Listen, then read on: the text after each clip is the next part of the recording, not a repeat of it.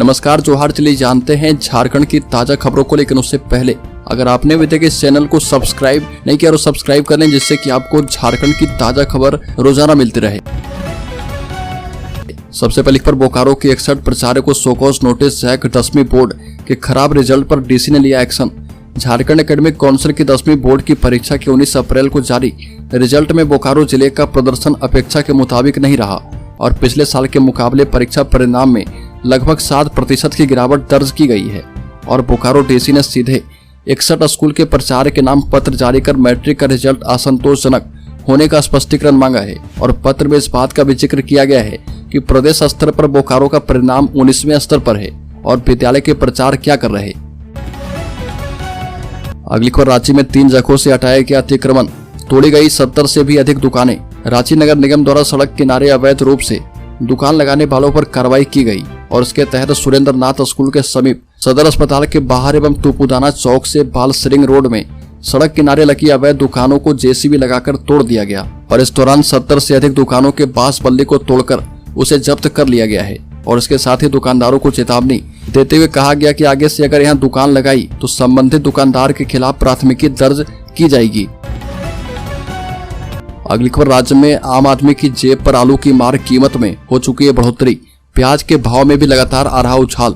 राजधानी रांची सहित कई जिलों में आलू की कीमत में प्रति किलो 5 रुपए की बढ़ोतरी दर्ज की गई है। इसी प्रकार प्याज की कीमत में लगातार इजाफा देखा जा रहा और खुदरा बाजार में आलू 30 रुपए किलो बिक रहा, जिससे आम आदमी के किचन से आलू का जायका गायब हो चुका है और इसका असर बजट पर भी पड़ रहा। अगली खबर, लोकसभा चुनाव के बाद कम हो जाएगी झारखंड विधानसभा की ताकत। लोकसभा चुनाव के बाद 81 सदस्यीय झारखंड विधानसभा की ताकत कम हो सकती है, क्योंकि राज्य के 1 दर्जन से अधिक विधायक 9 लोकसभा क्षेत्र में लोकसभा का चुनाव लड़ रहे और इनमें से 4 2-2 दुमका और हजारीबाग में सीधे मुकाबले में है। सत्तारूढ़ झारखंड मुक्ति मोर्चा इंडिया ब्लॉक के हिस्से के रूप में झारखंड की 14 लोकसभा सीटों में से केवल 5 पर चुनाव लड़ रही है और झारखंड मुक्ति मोर्चा ने अपने 4 विधायकों को चुनावी मैदान में उतारा है। वहीं कांग्रेस ने जेपी पटेल को हजारीबाग से और प्रदीप यादव को गोड्डा निर्वाचन क्षेत्र से मैदान में उतारा। अगली खबर, हजारीबाग में बड़कागांव थाना से फरारी मामले में गैंगस्टर अमन साहू हो चुका है बरी। चर्चित बड़कागांव थाना से फरारी मामले में गैंगस्टर अमन साहू बरी हो गया है और सेंट्रल जेल पलामू में बंद गैंगस्टर अमन साहू को हजारीबाग के मुख्य न्यायिक दंडाधिकारी के न्यायालय में वीडियो कॉन्फ्रेंसिंग के जरिए पेश किया गया और न्यायालय ने बड़कागांव थाना कांड संख्या 169/23 में साक्ष्य के अभाव में अमन को बरी कर दिया है। मामला बड़कागांव थाना में पुलिस हिरासत में रहने के दौरान पुलिस कर्मियों पर जानलेवा हमला कर फरार होने से जुड़ा हुआ था। हालांकि अभी अमन के विरुद्ध राज्य के कई जिलों में मुकदमे लंबित हैं और जिसकी सुनवाई चल रही है। सरकार की तरफ से लोक अभियोजक और बचाव पक्ष की तरफ से वरीय अधिवक्ता सौरभ पांडे मुकदमे की पैरवी कर रहे थे। अगली बार, गुमला के सिसई थाने का मुंशी मधुसूदन झा 9,000 रुपए घूस लेते गिरफ्तार। एसीबी की टीम ने रिश्वत लेते रंगे हाथ दबोचा। बता दें कि झारखंड के गुमला जिले के सिसई थाना के मुंशी मधुसूदन झा को एसीबी यानी एंटी करप्शन ब्यूरो ने 9,000 रुपए घूस लेते पकड़ा है और मुंशी को गिरफ्तार करने के बाद एसीबी की टीम पूछताछ के लिए उसे रांची ले गई है। रांची के इटकी निवासी सौरभ गुप्ता की शिकायत पर एसीबी की टीम ने कार्रवाई की और रिश्वत लेते रंगे हाथ गिरफ्तार किया है। मुंशी के घूस लेते पकड़े जाने के बाद गुमला जिले के सिसई थाने की पुलिस मामले को दबाने में लगी रही और बताया जा रहा है कि रांची जिले के इटकी थाना क्षेत्र के इटकी गांव निवासी सौरभ गुप्ता की शिकायत पर एसीबी की टीम ने यह कार्रवाई की है। अगली खबर, राज्य के हजारीबाग जिले में 51 केंद्रों पर होगी मुख्यमंत्री मेधा छात्रवृत्ति परीक्षा। हजारीबाग जिले में मुख्यमंत्री मेधा छात्रवृत्ति परीक्षा जून में होने की संभावना है और इसके लिए सभी 16 प्रखंडों में 51 परीक्षा केंद्र बनाए जाएंगे। डीओ प्रवीण रंजन ने झारखंड अधिविद्य परिषद को सुझाव पत्र भेजा है और नगर पालिका क्षेत्र में 3, सदर प्रखंड में 3 सहित कई प्रखंडों में परीक्षा केंद्र बनेगा और शिक्षा विभाग की ओर से तैयारी शुरू कर दी गई है। अगली खबर, भाजपा के प्रदेश अध्यक्ष बाबूलाल मरांडी ने रांची के मांडर स्थित सोसई आश्रम में जनसभा को संबोधित करते हुए कहा कि पिछले 10 वर्षों से प्रधानमंत्री नरेंद्र मोदी देश के विकास के लिए काम कर रहे और मोदी ने सभी वर्गों के लिए काम किया, किसी भी वर्ग को नहीं छोड़ा है, सबके विकास के लिए काम किया है। और पीएम मोदी कहते हैं कि सबका साथ, सबका विकास, सबका विश्वास यह सिर्फ नारा नहीं है और ऐसा करके दिखाया गया है। मरांडी ने कहा कि पीएम मोदी ने गरीबों को आवास भी उपलब्ध करवाया और पिछले 10 वर्षों में देश में 4 करोड़ से अधिक प्रधानमंत्री आवास उपलब्ध करवाए गए हैं। अगली खबर, राज्य में नशे का प्रसार पीढ़ियों को कर रहा बर्बाद। झारखंड हाईकोर्ट ने गृह सचिव एवं डीजीपी को हलफनामा दायर करने का दिया निर्देश। झारखंड हाईकोर्ट ने खूंटी जिले में अफीम की खेती में खतरनाक वृद्धि को गंभीरता से लेते हुए स्वतः संज्ञान लिया है तथा समाज एवं अर्थव्यवस्था पर इसके प्रभाव पर गहरी चिंता व्यक्त की। Acting chief justice S Chandrashekhar एवं जस्टिस सुजीत नारायण प्रसाद की खंडपीठ ने कहा कि नशे का प्रसार पीढ़ियों को बर्बाद कर रहा, समाज एवं अर्थव्यवस्था पर इसके प्रभाव काफी चिंताजनक हैं और किसी भी समाज के लिए मादक पदार्थों एवं मनोविकार नाशक पदार्थों का प्रयोग घातक है। समाज में नशे का प्रसार पीढ़ियों को बर्बाद कर देता है और खंडपीठ ने कहा कि विश्लेषण से पता चलेगा कि अवैध नशीली दवाओं और धन शोधन के सामाजिक आर्थिक प्रभाव के गंभीर परिणाम होंगे। अगली खबर 13 मई से पहले राहुल गांधी का झारखंड दौरा, कांग्रेस ने शुरू की जरूरी तैयारियां। लोकसभा चुनाव के लिए झारखंड में पहले फेज का मतदान 13 मई को 4 क्षेत्र पलामू, खूंटी, लोहरदगा और सिंहभूम में होगा। इन क्षेत्रों में नामांकन की प्रक्रिया समाप्त होने के साथ ही चुनाव प्रचार जोर पकड़ने लगा है और इसको देखते हुए एनडीए और इंडिया के नेता अपने अपने राष्ट्रीय नेताओं का कार्यक्रम बनाने में जुट गए हैं। 13 मई से पहले कांग्रेस के पूर्व अध्यक्ष राहुल गांधी झारखंड में प्रचार करने आएंगे और इसको लेकर प्रदेश कांग्रेस के अध्यक्ष राजेश ठाकुर ने खूंटी और गुमला जिले के बसिया में जनसभा के लिए स्थल निरीक्षण किया और प्रस्तावित रैली को लेकर सभी कार्यकर्ताओं को होमवर्क में जुट जाने का निर्देश दिया है। अगली खबर झारखंड मुक्ति मोर्चा के स्टार प्रचारकों में हेमंत सोरेन समेत 40 नेता शामिल, दूसरे राज्य में भी करेंगे चुनाव प्रचार। सत्तारूढ़ झारखंड मुक्ति मोर्चा के स्टार प्रचारकों में पार्टी प्रमुख शिबू सोरेन, हेमंत सोरेन का भी नाम शामिल कर लिया गया। इसके साथ ही कल्पना सोरेन समेत 40 स्टार प्रचारक शामिल हैं। पार्टी ने चुनाव आयोग को भेजी गई सूची में इसका उल्लेख किया है और ये सभी स्टार प्रचारक लोकसभा चुनाव में झारखंड समेत ओडिशा, बिहार, बंगाल और असम में चुनाव प्रचार अभियान में शामिल होंगे। और हेमंत सोरेन मनी लॉन्ड्रिंग के आरोप में अभी जेल में है और झारखंड मुक्ति मोर्चा को उम्मीद है कि उनकी जमानत हो सकती है। यही वजह है कि उनका नाम स्टार प्रचारकों की सूची में शामिल किया गया है। अगली खबर बीजेपी ने झारखंड मुक्ति मोर्चा के खिलाफ मुख्य निर्वाचन पदाधिकारी से की है शिकायत। भारतीय जनता पार्टी के एक प्रतिनिधिमंडल ने राज्य निर्वाचन आयोग पहुंचकर के मुख्य निर्वाचन पदाधिकारी को झारखंड मुक्ति मोर्चा के खिलाफ एक शिकायत का ज्ञापन सौंपा है और इस ज्ञापन में बताया गया कि झारखंड मुक्ति मोर्चा खेलगांव को हेलीपैड के रूप में इस्तेमाल कर रही है, जो कि असुरक्षित होने के साथ साथ चुनाव आयोग के निर्देश का भी उल्लंघन है। खेलगांव में हेलीपैड का इस्तेमाल करना पूरी तरह से निजी है और जहां से किसी भी तरह की गड़बड़ी की जा सकती है। भाजपा ने सवाल उठाया कि किसके आदेश और संरक्षण में यह चीजें हो रही है, खेलगांव में हेलीपैड के इस्तेमाल की अनुमति किसने दी, और इन तमाम सवालों को जांच के घेरे में लाकर मुख्य निर्वाचन अधिकारी से आग्रह किया गया है।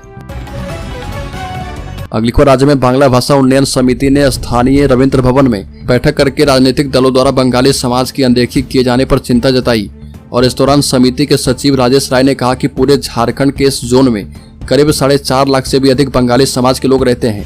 उनकी उन्नति के लिए, उनके समाज की भलाई के लिए जो भी राजनीतिक दल कार्य करेंगे, हम लोग सोच विचार कर उन्हें वोट करेंगे। और हमारे कुछ मांगों को नजरअंदाज किया जा रहा, जिसमें पहले हर जगह पर बांग्ला स्कूल हुआ करता था, लेकिन वह अब धीरे धीरे बंद हो चुका है।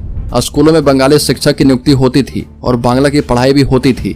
इतना ही नहीं, रेलवे स्टेशन पर बोर्ड में जगह का बांग्ला भाषा में नाम लिखा रहता था, लेकिन उसे भी हटा दिया गया है। अगली खबर, धनबाद में हवाई अड्डे के लिए मंत्रालय को प्रस्ताव भेजने की मांग। धनबाद में नए हवाई अड्डे के निर्माण के लिए बियाडा के पूर्व अध्यक्ष विजय कुमार झा ने विगत 28 दिसंबर को नगर विमानन मंत्रालय भारत सरकार को पत्र लिखा था और जिसका जवाब विगत 25 अप्रैल को अमित कुमार झा, अपर सचिव भारत सरकार के पत्रांक संख्या एडी से प्राप्त हुआ था। और पत्र का अवलोकन करने पर पता चला कि नगर विमानन भारत सरकार को धनबाद में ग्रीनफील्ड हवाई अड्डे के निर्माण के लिए आज तक कोई प्रस्ताव जीएफ नीति के तहत मंत्रालय को नहीं दिया गया। और ये भी कहा कि राज्य सरकार से मांग करता हूं कि हवाई अड्डा नीति 2008 के तहत धनबाद में हवाई अड्डे के निर्माण के लिए प्रस्ताव भेजने का कष्ट करें। धनबाद में स्थल की कोई कमी नहीं है। अगली खबर, झारखंड के स्वास्थ्य मंत्री बन्ना गुप्ता ने कहा कि 10 महीने में एम्बुलेंस की सभी सेवाएं शुरू नहीं तो एजेंसी पर कार्रवाई करेगा विभाग। झारखंड में 108 एम्बुलेंस सेवा का संचालन कर रही agency EMRI green health services के काम से स्वास्थ्य विभाग एवं NHM संतुष्ट नहीं है और इस कारण स्वास्थ्य विभाग अब कार्रवाई करने की तैयारी कर रहा। NHM ने 10 से अधिक बिंदुओं पर एजेंसी को शोकॉज किया है और जानकारी के मुताबिक लोगों को समय पर एम्बुलेंस उपलब्ध करवाने में एजेंसी नाकाम साबित हो रही है और ग्रामीण क्षेत्र में एवरेज टाइम से 15 मिनट के बाद तक एम्बुलेंस नहीं पहुंच पा रही है। और पिछले 6 महीने में सोशल मीडिया एवं पत्र के माध्यम से लोगों ने मुख्यमंत्री एवं स्वास्थ्य मंत्री से शिकायत की है। अगली खबर, राज्य के धनबाद जिले में 5 से 6 करोड़ के कोयले और बालू की रोज हो रही लूट। बता दें कि कोयले का अकूत खजाना नदी घाटों पर फैला बालू का भंडार खनिज संपदा से समृद्ध धरती झारखंड को मिली है, लेकिन दशकों से इस खजाने की लूट मची है और जिले के कोलियरियों से रोजाना तकरीबन 40,000 टन कोयले का अवैध खनन हो रहा। नदी घाटों से भी हर दिन करीब 1 लाख CFT बालू का अवैध उठाव हो रहा। साइकिल, बाइक से लेकर बड़े वाहनों तक से कोयले की अवैध ढुलाई भट्टों तक की जाती है और शहर में बालू बेचने के लिए जिले में किसी बालू घाट की नीलामी नहीं हुई है, लेकिन गीले बालू से भरे BCO ट्रैक्टर और ट्रक रोज हीरक रोड पर खड़े मिलते हैं और खुलेआम बिक्री की जाती है। अगली खबर, झारखंड लोक सेवा आयोग JPSC द्वारा 11वीं, 12वीं एवं 13वीं सिविल सेवा मुख्य परीक्षा का शेड्यूल जारी कर दिया गया है और मुख्य परीक्षा की संभावित तिथि 22 से 26 जून है। वहीं ऑनलाइन आवेदन जमा करने के लिए प्रोसेस शुरू किया गया है, जिसकी अंतिम तिथि 16 मई 2024 शाम 5 बजे तक है। ऑनलाइन आवेदन की हार्ड कॉपी प्रमाण पत्र के माध्यम से 28 मई तक आयोग कार्यालय में जमा करने के लिए कहा गया है। तो बता दें कि सिविल सेवा के विभिन्न संवर्ग के कुल 342 पदों पर नियुक्ति के लिए प्रक्रिया चल रही है और रूल बुक के मुताबिक कुल 342 पदों के विरुद्ध 15 गुना यानी 5130 अभ्यर्थी का चयन मुख्य परीक्षा के लिए होना था, लेकिन 4 कैटेगरी के अभ्यर्थी के समान अंक प्राप्त होने के कारण 5130 की जगह कुल 7011 अभ्यर्थी प्रारंभिक परीक्षा में सफल घोषित किए गए हैं। अगली खबर, झारखंड के 11 जिलों में सीवियर हीट वेव की चेतावनी। मौसम विभाग का ऑरेंज अलर्ट। 1 मई तक चलने वाली है लू। 1 से 2 डिग्री बढ़ेगा तापमान। पूरा झारखंड इन दिनों भीषण गर्मी से झुलस रहा और हर दिन तापमान बढ़ता ही जा रहा। मौसम विभाग ने राजधानी रांची के लिए येलो अलर्ट जारी किया है, जबकि ये 11 जिले ऐसे हैं जहां के लिए ऑरेंज अलर्ट जारी किया गया है। मौसम विभाग के मुताबिक उत्तर पश्चिम से चल रही गर्म हवा ने लोगों का जीना मुश्किल कर दिया है और राज्य में 11 जिले ऐसे हैं जहां पर आज से सीवियर हीट वेव चलने की चेतावनी जारी की गई है।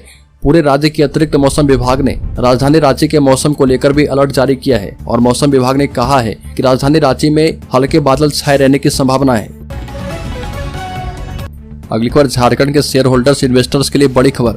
बता दें कि 10 शेयरों से 600 अंक गिरा सेंसेक्स। बता दें कि पिछले 5 दिन की लगातार तेजी के बाद शेयर बाजार में भारी गिरावट के साथ बंदी हुई है और सेंसेक्स 600 अंक से भी ज्यादा गिर गया। बता दें कि बजाज फाइनेंस में करीब 8%, बजाज फिनसर में 3.5%, इंडसइंड बैंक के शेयर में 3.5%, L&T टेक सर्विसेज में 7.5%, ओलेक्टा ग्रीन टेक में करीब 4% और अपर इंडस्ट्री में 3% की कमी आई है। और इसके अलावा Kotak Mahindra, L&T finance, Bharat dynamic और महिंद्रा एंड महिंद्रा के शेयर में 2% की गिरावट दर्ज की गई है।